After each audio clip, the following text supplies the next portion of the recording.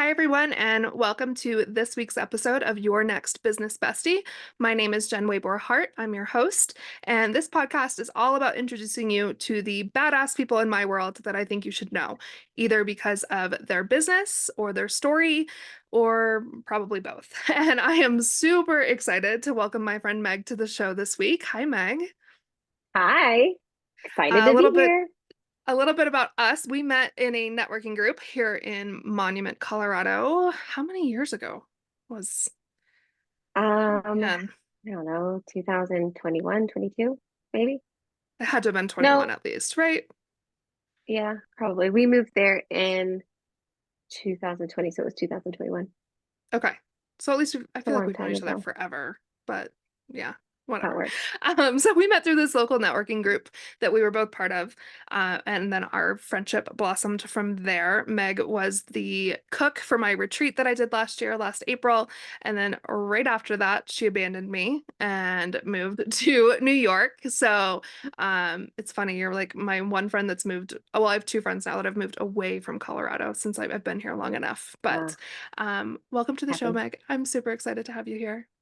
Thank you. I'm excited too, and I'm glad we were able to figure out scheduling and make it happen. So turns The out time time zones are difference, hard. yeah, yeah, just that like 2 hours, and people all like you lived here, so it's different. But it's funny, people always think Colorado is the same as California, that we're in Pacific time. Like they Right. don't understand Mountain Time exists at all. I know. Um, The only thing I get confused on is my parents live in Arizona. And so like they're 2 hours ahead part of the year, then 3 hours the other part. And so I'm like, I don't know what time it is, but I'm gonna call you at 9 o'clock my time. And they're like, that is 6 a.m. Please don't call us. that's Like, amazing. okay. I have a friend in Yeah. Arizona, and same thing. I'm like, I have no idea what time it is there. I'm just going to tell you the Colorado time, and you can figure it out on your end. He was a client too, so like half the year we'd be on the same time zone, and half the year it was a mess. But It's really anyway, confusing. Meg, tell everybody, I know what you do, but tell everybody what you do. Yeah. So it's so funny because I was thinking about that before you came on. And like what I do, I feel like just evolves constantly and changes, right? So when I was living in New York, or in Colorado, I owned a fitness franchise, and then I was also owned Reichert Wellness, which is a women's nutrition and health coaching company. Um, and then I pivoted away from the fitness company. I started teaching at a health coaching program, still doing Reichert Wellness, and now in New York. I still do Reichert Wellness, and then I full time teach at the health coaching program for people who are interested in becoming board certified health coaches, while also seeing my own clients in my private practice, and serving, oddly enough, gyms in my area, Oh, that's funny. helping them do coaching and nutrition support. So yeah, it's so funny how things evolve, and I had this picture when I first became a health coach and dabbling in the world of nutrition. They're like, oh, I'm going to do this and it's going to be great. And then, it kind of ebbs and flows. And like every 6 months, it's like, I'm going to do this other thing. um, I think the first Probably thing that the like mindset. bonded us was the lifelong learner. I remember you saying that you're always in school, you're always going after a certification. And I think that that's when we first became friends. Yeah, But I forgot you even owned the fitness franchise out here. I'd forgotten I all know. about that I know. chapter.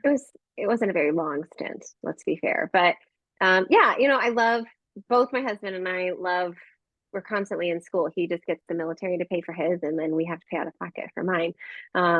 So I'm kind of tapped out right now for certifications. I did my continuing ed stuff recently, so I'm all good. But I think that for me, that curiosity piece is so important in my identity and kind of knowing where I stand independently of I'm a partner, I have children, right? Like me being able to keep the center of who I am that's separate from those other roles.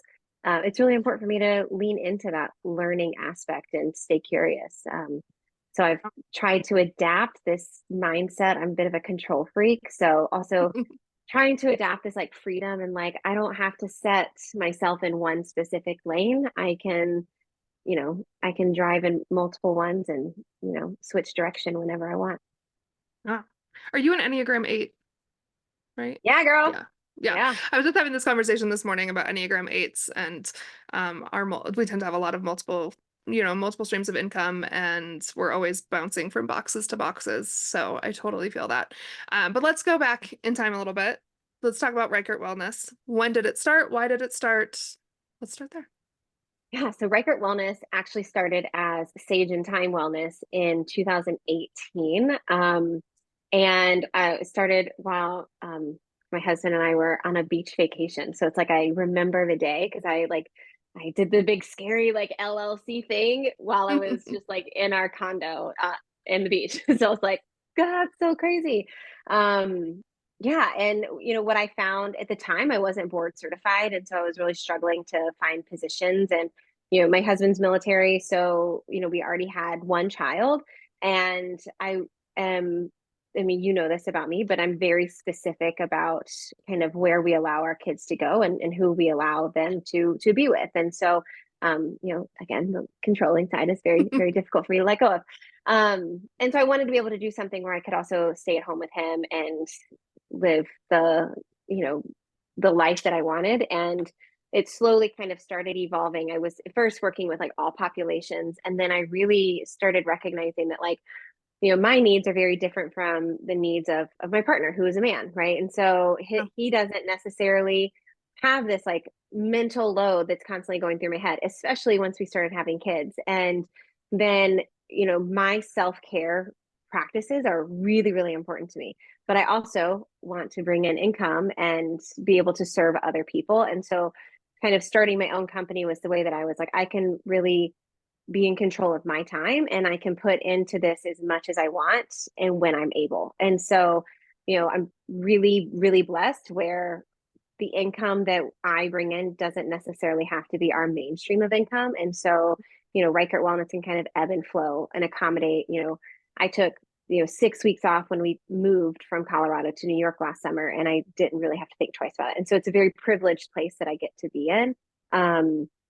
But the other component of it is, if I'm having these same needs and I'm having these same struggles of how do I maintain my autonomy in a world that demands me to be able to do it all, other women are probably struggling with that as well. And so, trying to come off of my own journey, with my own mental health and my own, kind of emotional support, it was really important for me to be able to provide that for my clients.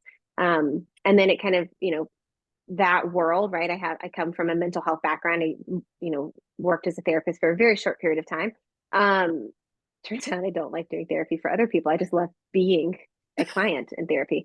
But so I rocked that for a while, and then bringing in this like nutrition, holistic wellness piece was also really important. I don't really know a single woman over the age of 30 who doesn't have some sort of body issue, right? Whether that's Yeah. body dysmorphia, eating disorders, just being judged by the freaking world, telling them like you're not small enough, but you're too big, right? Like you're too big, but you're too small, and and it's crazy. It's bullshit. And so wanting to kind of provide a space for my clients to just be able to come in and, for lack of a better term, like word vomit all of that out. Like there's just so much injustice. And so, and hopefully while doing so, helping them meet what their wellness needs are based on what they actually want, not what the internet tells them they want or some man tells them what they should be. And so, we're living in wild times where we are losing a lot of that autonomy. And so for me, it's really important to be able to provide that safe space for my clients. And, and I'm very open about that, in terms of maintaining our body autonomy as much as we can as individuals and as a collective unit in this country. I love that. And I mean, you so quickly became like a safe space, for lack of a better term, for me, as somebody with a history of eating disorders and body dysmorphia and all the things you're talking about. And I mean, it's as simple as like, especially this time of year, logging on to TikTok Hard. and going through videos of like, are you trying to get your bikini body? And I cannot believe it's 2024 and we're still telling women to get their bikini body. Like, Right. it blows my mind. Or a great, I mean, I've been engaged twice. I am married now, but both times, the second I changed my relationship status to engaged on Facebook, the weight loss ads started. Yep. Especially Weight Watchers. Like I will give them for my analytical mind and my social media mind will give them props that their ads are targeted like insanely well. Right. but it's predatory. It's insanely predatory to Hmm. me. And the first time I was engaged, I wanted to lose all the weight and blah blah blah. And like this time I didn't give a fuck. This time I was like, I want to Right. look back at my wedding and it looked like me. But there's so much pressure around all of it all the time. And, my husband's like, you look great. You look great. I'm like, that's great to hear it from you. But like when the rest of the world is screaming at Right. us, like, you need to take these 27 different supplements. And supplements scare the hell out of me, I will say, because no idea. And I don't even know like what the regulations are around any of No, it, there's none. which There's I no didn't think there was any regulations. at all. I was like, I think I remember learning that from you. So like Yeah. you are the resource I'll turn to. I'm like, hey Megs, like, is this anything that I need to pay attention to? But Yeah. let's talk about your clients. So who are your clients now? What do they come to you looking for? What are you providing? I of course know, I realize I know what your business looked like before you moved to New York, but we haven't talked much about what your business looks like now. Yeah. So right now, Reichert Wellness is still pretty much the same as it was when we were in Colorado. So but honestly, and you're gonna kill me for this, but like I have not done anything on social media. Like just like I'm so, it's overwhelming, right? So I have Reichert Wellness, I teach, but then I also have two young children, as you know. Yeah. And my husband's where we're at in New York, he's back in school, and so there's a lot of that. But like there's also this idea of like my kids are only little once and I don't want to, I work all the time, but I want to make sure that the time that I'm not working, I'm also spending time with them. So I've been really protective of my time. And part of that has also been a bit of a mental health journey for myself over the past year, just struggling with anxiety, struggling with depression. And the last thing I want to do is post anything on social media. So I'm always like, damn it, I can't grow my business because I don't post anything, but I'm so depressed and I can't post. So it's just like really bad cycle. But what I've actually found is for me personally, this like word of mouth aspect is serving me pretty well, right? Because and you know this about myself, I struggle really bad with putting anything out there on Instagram and trying to bring that forth, that like authenticity. I don't market very well because I'm not a person for everybody, right? Like I'm a pretty aggressive person. I'm pretty outspoken. And when that comes across online, sometimes, you might get called a bitch or something like that. And God forbid that be what somebody calls me. I wear that badge with pride. But I'm just like, I'm also still human and sensitive to any of that stuff. So, yeah. So in terms of what my business looks like right now, a lot of times it's word of mouth. My primary client, right? They're not patients. It tends to be a woman 35, usually 35 to 55. Post most of my clients have either they're trying to conceive or they're done having children. I don't really work in the population of pregnant women. That's just, I think that should be a time of enjoyment where we're not trying to improve our wellness because you're living this space Yeah. right now. So, and also probably way outside of my scope of practice, which is really important to me. So, yeah, so a lot of times I have clients who are coming to me because they have PCOS. They're struggling to navigate that, right? When women are diagnosed with PCOS, it's kind of like this, like think of like your junk drawer in your kitchen. And they're like, we don't know what the fuck's wrong with you. Shit's weird. So we're gonna put you in this drawer and we're just gonna call it PCOS, right? Like And then they I shut have the drawer clients, and walk away. Like oh yeah, and they're like, they're we'll like, figure that out yeah, now. when I don't know, I don't think I've ever told you this. Because I've never been formally diagnosed with PCOS, but I very likely have PCOS. Um, and I asked my doctor about it. This was 10 years ago, probably. And I have my daughter now. She's not biologically mine, but I never really wanted to conceive my own kids. And my doctor knew that. And she was like, well, we shouldn't worry about you having PCOS until you're ready to have kids. As if like all of the symptoms that come with PCOS, if those don't suck, as if like that's Right, not because something the worth it. only true value you have in this world as a woman is the power of your uterus. Right. And so if we can't make that work optimally, then we're just going to keep you in that drawer and pretend you Hmm. don't exist. Yeah. Yeah. So, and it's crazy because like a lot of, some of my clients are women who, according to traditional medicine, they may be overweight, they struggle to lose weight. And then I have women who struggle to put weight on, right? And some who are, growing more hair than necessary, some who have a hard time keeping their hair, right? So it's like you have women on all these different ends of the spectrum, and then they're just told by their primary provider or their gynecologist, hey, you have PCOS. I don't know, it's going to be hard for you to have babies. And they're like, well, I also would like to have a regular cycle. I'd like to not have migraines. I'd like to get a good night's sleep. I'd like to not have night sweats. I like to know what foods are really good for me, what type of movement is going to be great for my body. And the doctors are like, we don't know because we don't Let us research know when you figure women. it out. Yeah, yeah. And so it's frustrating. And so, part of it, that tends to be right now, a lot of the clients that I'm getting just, I really tend to get similar clients in waves. So I don't know like what type of energy that means that I'm putting out into the world. It's fascinating though. I'm sure there's not science on it, 'cause I don't do science on that kind of thing, but um, it's very interesting. And then the Yeah. other end of my clients tend to be women who are going through perimenopause, right? And so and I kind of fall into that. I'm somebody who I believe I'm going through perimenopause at an earlier age than a lot of women, but where we're noticing like, hey, these things that used to work really well for my body, they don't work anymore. The way I used to eat before doesn't work. The way I used to move doesn't work. I'm not sleeping as much. I'm getting hot flashes. I'm having digestive issues. And so it's almost like I have this new body. I've been in the same body the whole time and it's weird now and I don't know how to make it work. And so that's when a lot of women are coming to me and they're like, I got to figure something out. Right. I went and saw my primary here a couple weeks ago because I was like, there's no way I'm not going through perimenopause. Right. Like I still get a consistent cycle, but it's weird. And so she went and she gave me the menopause screening, which is like a 1-pager. And I checked yes for like over half of them. And she's like, well, you're still not going through perimenopause because you're too young. And I was like, well, my mom went through menopause really young. And so is my sister. And she's like, oh, that has nothing to do with it. And I'm like, but I checked all those boxes. I get What was hot the point in sweats. I checking the don't sleep. boxes if you're I'm like, why am like, I here? Like, this that's is so crazy. ridiculous. And so I think because I'm dealing with that own frustration personally, I think that that's a lot of times the client that I attract, right? I very much believe in energy and juju or whatever you want to call it. Um, and so, being able to support women while they're on their path of experimentation, right? And that's all it is because we don't have clear science on it. It's really, let's trial and error a few things and see what works, but let's do this in a safe space where you can just kind of come and talk to me. We can figure it out, kind of create an action plan, right? So we're going to say, you're going to try this for 3 weeks.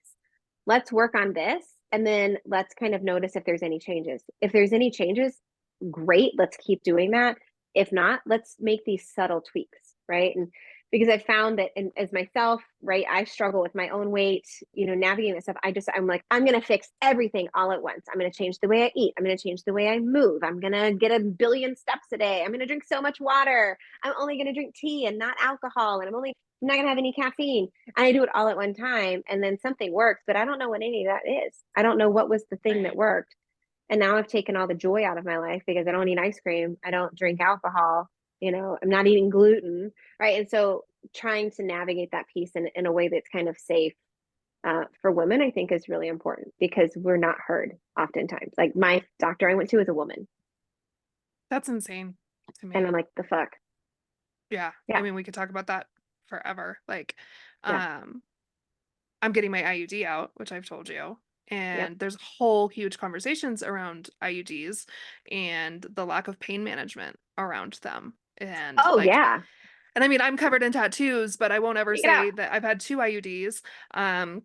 My first one, my doctor was like, "Are you okay? You didn't even flinch." And I will say the second one I had put in at Planned Parenthood here in Colorado Springs. The best Yeah. medical care I have ever had was at that Planned What a Parenthood. surprise. It's Planned Like, Parenthood. right? It was amazing. Like, because I am a survivor of sexual abuse and emotional abuse, and they asked that on the intake form, and that is the only time that the nurses took my hand and they were like, "I am so sorry you went through this, or do you need any resources for what you went through?" And Right. I was mind blown, like mind blown. But even in that circumstance, there was still no pain management given for an Right. IUD.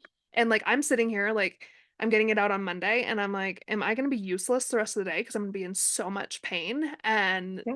no idea. But there's Yeah. like it's insane to me. Yeah. Because They they're going to be like, they just take some ibuprofen. You'll be fine.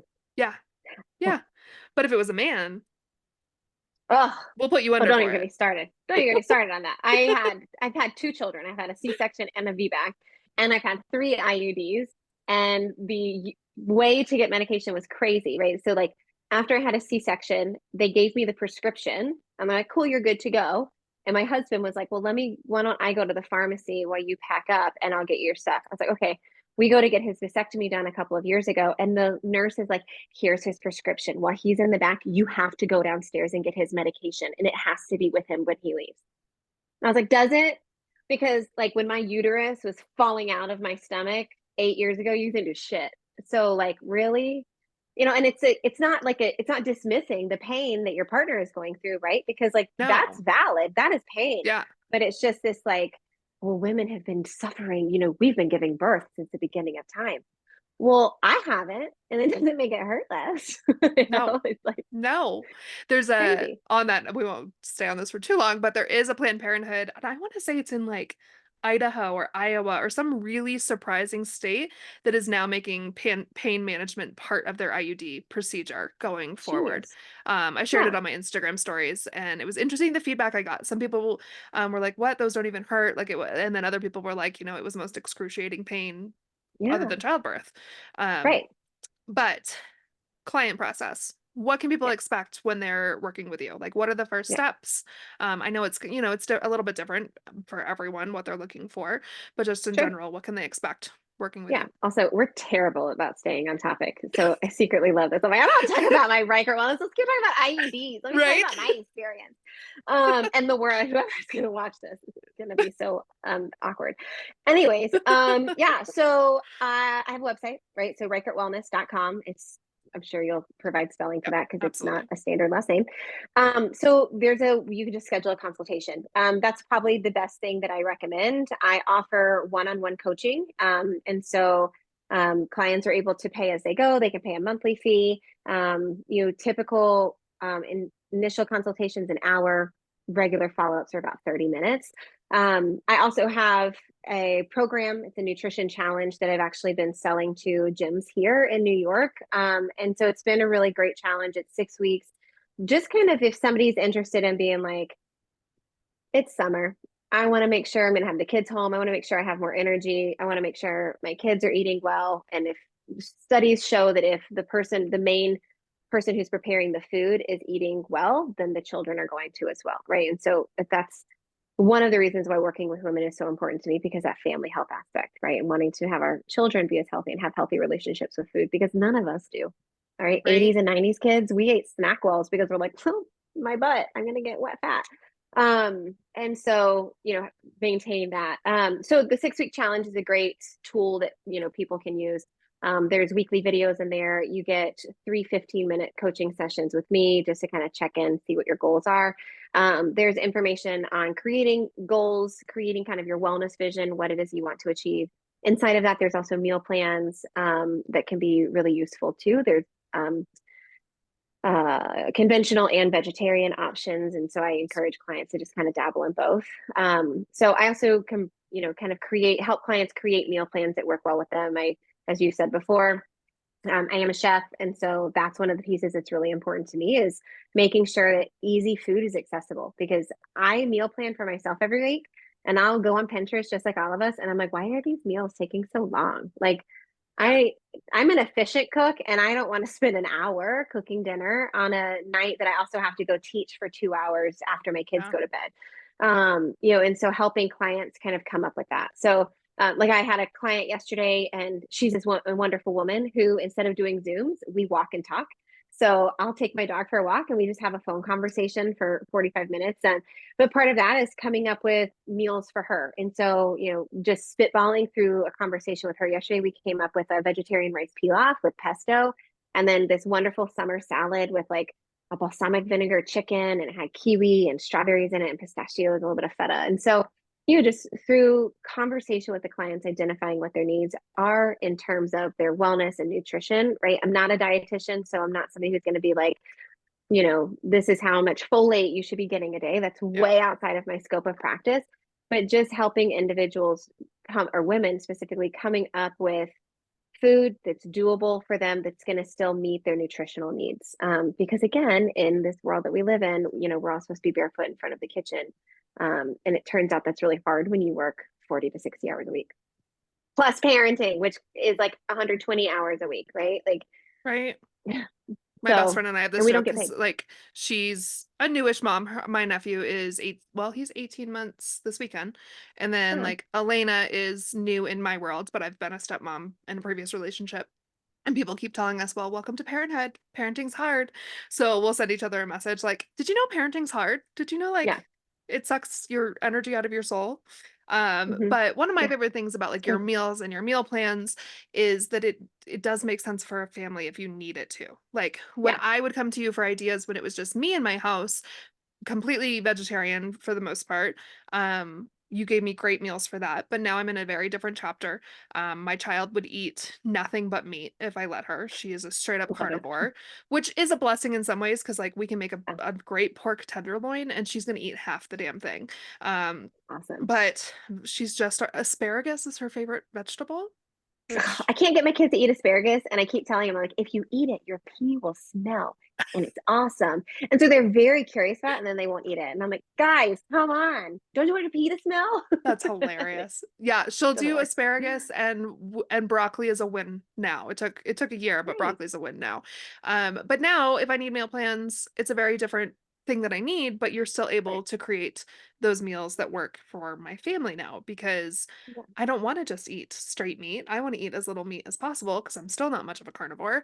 Um, but I love that you have that approach because so often Yeah. when you talk to somebody about meal planning, it's all of these crazy ingredients that you have to go to Whole Foods for, or like just not things that the everyday person has in their Right. pantry. And then it just becomes another headache. Even though you want your family to eat healthy, it needs to be feasible at the same time. Absolutely. Uh, And even like coming up, figuring out how to like take a look at recipes and then being able to tweak it, right, to make it work for your house, right? Like, oh, I don't have this ingredient, but like this is kind of similar in terms of like acidity. And so this will work, right? And so some people have that because they enjoy cooking, but a lot of times and it's always surprised me, but the majority of my clients hate cooking. And so, they don't want to cook. They're like, I want this to take as little time as possible and I want the least amount of ingredients.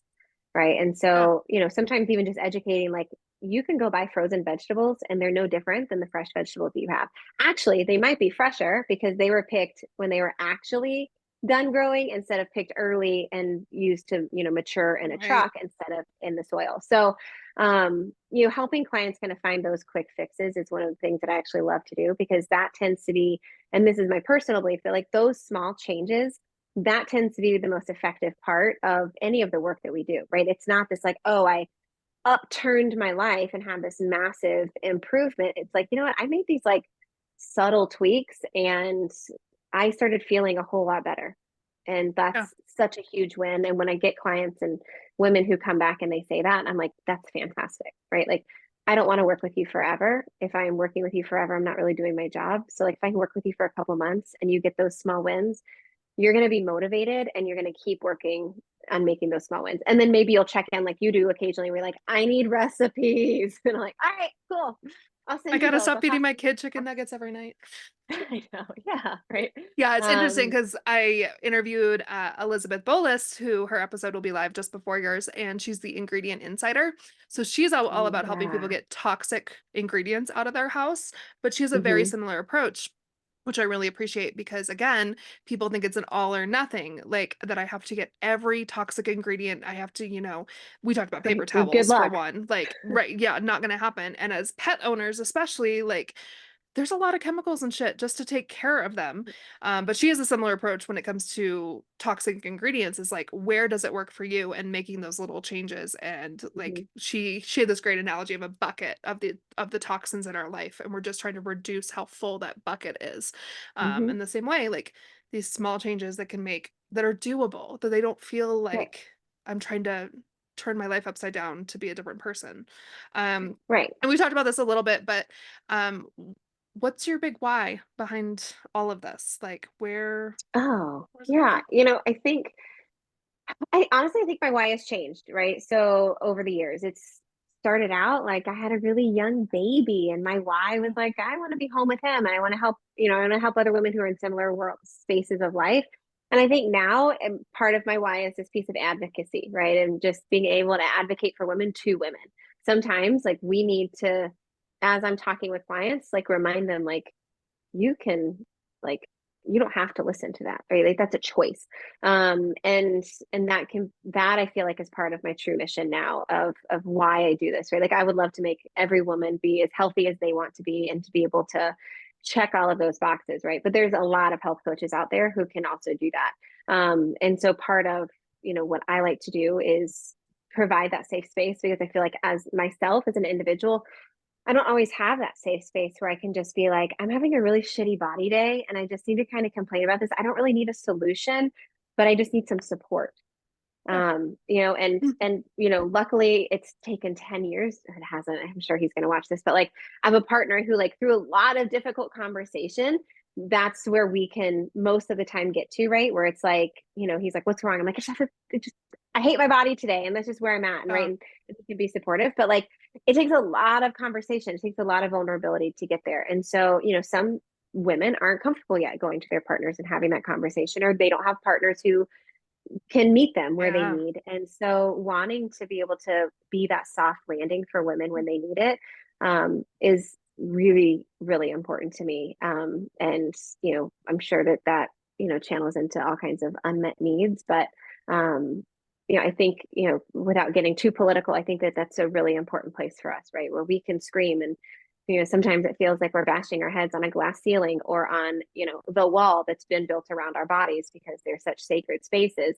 Um, Finding ways that we can celebrate our bodies and they can be sacred spaces in a way that means something to us and brings value to us as individuals instead of our breeding ability. That's beautiful. And you are that safe space. I'm lucky enough to have a best friend and a partner that I can be, I like literally, I think I texted you that day. I was like, I hate everything I've put on my body. We're going to Mexico in Ooh, 3 weeks. Yeah, we're doing our honeymoon in Mexico in a few weeks, which this finally. episode will air after that. But there's nothing worse than trying to find swimsuits and summer shit to wear to a resort. And yeah, I literally but it's really interesting. I mean, you and I could literally, this episode could be hours long, but being a mom of a daughter now has been a huge wake up call for me. Yeah. My grandmother called me fat when I was 3 years old. I distinctly remember getting ready to take a bath and her commenting on my chubby stomach. And it's like, it is a core memory for me. And so I had a total breakdown hating my body the other day, and Elena was home, and I made the conscious decision to literally close myself in my closet because I did not want, like, I am so adamant that I don't want her to see that. I don't want her to ever feel that. And we have those Yeah. conversations. But it's to your point of 80s and 90s kids. Like, Yeah. I mean, it's a lot. And having a person that you can just text and again, like you said, not looking for solutions. Like some days we just hate our bodies, and that's a Yeah. reality. And there's all this like love your body takes care of you. Like, and we know all that shit. Like I'm a yoga teacher. I know that shit. Whatever. I get it. But Yeah. but that doesn't mean every day I'm gonna love my body. Some days I'm going Right. to fucking hate my body. And I tell the clients this, but I tell myself this a lot. Like I can love my body, but I don't have to like my body every day. And Mm. oftentimes, right, like we were talking IUDs. I removed mine last year because I was like, I haven't had a period in 5 years. Like I need to Yeah. figure out what's happening with my body. But what I also notice is my body satisfaction, just like my cycle, is very cyclical, right? And so there's always 1 week in my cycle where I'm like, I hate this body. Why does it live in me? Right? Like, what is this? Hmm. But like, this is what I do for a living, right? Like, I do this, I know all of this information. And so I'm able to kind of recognize and track that. And so you're trying to help other women find those patterns too, right? Like, Yeah. we are, as women, we are so closely in tune with nature, as I know that and you live that life too. But everything is cyclical and there are patterns in everything. And there are patterns in every single thing that is happening inside of our body. And everything is following that cycle. And so, really tuning into, having that check in of like, I really hate my body today. And then being like, fuck, where am I at in my cycle? And then being like, oh, and then like, I'm going to go get my big pants on today Hmm. or a dress. And I'm just going to like, this is what I'm going to do because I can't love my body today. I don't like my body today, but I also understand the why behind it. And I know that this will shift. Yeah. And so getting to kind of provide that, I imagine I would love for it to be kind of like lifting that curtain for other women where they can see that. Um, I think that's really important. I think it's important for all women. It's important for your daughter. It's important for my sons, right? Like, boys are highly prevalent for undiagnosed eating disorders. And so showing that body love constantly, but also showing them like it's okay to struggle. It's okay. Like I'm not loving the way my clothes are fitting today, and that's okay. Um, and I think that that's a really a big example, important example for us to show our kids. Yeah, a great example. This morning I have two versions. I have two copies of this dress. One is red and one is this color. And the red one, for whatever reason, fits a little bit tighter around my rib cage. And I have a really big rib cage. I always used to think like I was fat because I have a big rib cage. Well, it's literally bone. That's a Right. thing. You just have a Um, body, it turns out. right? There's bones there. And I came out Yeah. in the red one, and Elena was like, "Mom, you look so beautiful." And it's those moments that Oh, are like so eye-opening to me. Like, even though I'm seeing mhm. where the button looks weird because of my rib cage, all she Right. sees is a pretty dress. And like leaning Yeah. into like that like that childhood, like just loving no matter what. Hmm. And it's Yeah. beautiful. But Yeah. um I know that we both have to run and we could talk for Mhm. hours. Um I hadn't thought about doing repeat episodes, but maybe you and I do a part two later on. I would love it. That'd Because be so fun. yeah, yeah. Well, thank you so so much for taking the time. It's Thank you. wonderful to see. I haven't seen you face to, well, even on a Zoom screen in I a know. very long time. Moving is Um hard. I know. I'm just gonna drive to New York to see you. Um, yeah. But for everybody else, thank you so, so much for listening to Your Next Business Bestie. You can find all of our episodes on Apple and Spotify, along with my website. And if you are interested in finding out more about what I do, which is creative strategy and business solutions, or if you're interested in being a guest on the podcast, you can email me at jen@jensway.com or reach out to me on social media. But we will catch you next time on another episode of Your Next Business Bestie.